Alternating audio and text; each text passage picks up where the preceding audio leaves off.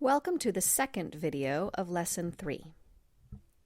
Once you have created a product that you think the world will welcome, it's time to figure out what the price should be. Let's say Gus has developed a new pie, a gooseberry pie, and he's trying to figure out how much to charge for it.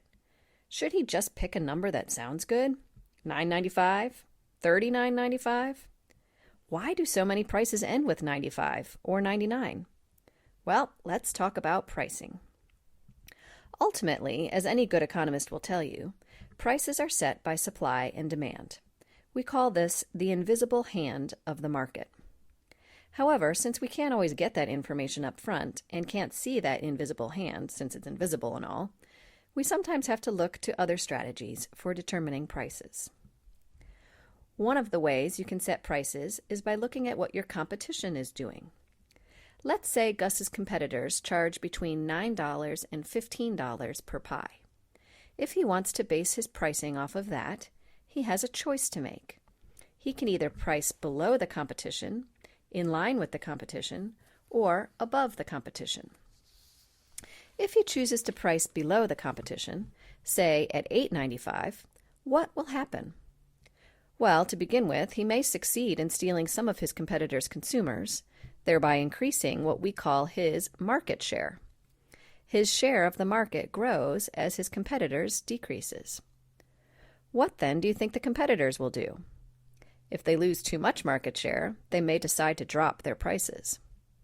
Gus then will be forced to lower his in turn. Eventually, this becomes what is known as a price war. The only winners in this kind of war are the consumers, because they keep getting great deals. Sometimes the prices are driven so low that one or more companies go out of business because they can no longer sustain a profit. If Gus instead chooses to not undercut his competitors but to instead price within the same range as them, a price war will be avoided.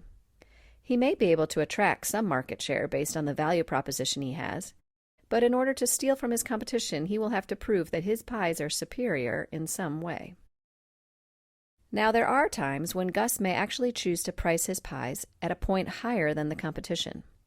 Why would he do this? He may strategically use a higher price as a signal to consumers that his pies are actually a higher quality.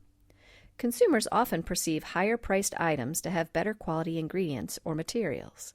If Gus can persuade consumers to pay that higher price, his profit margins will be that much greater.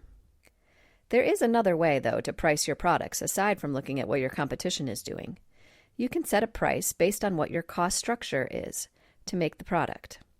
If Gus has determined how much it costs to produce each pie, he can add a certain amount, either a fixed dollar amount or a percentage of the costs, and call that the price.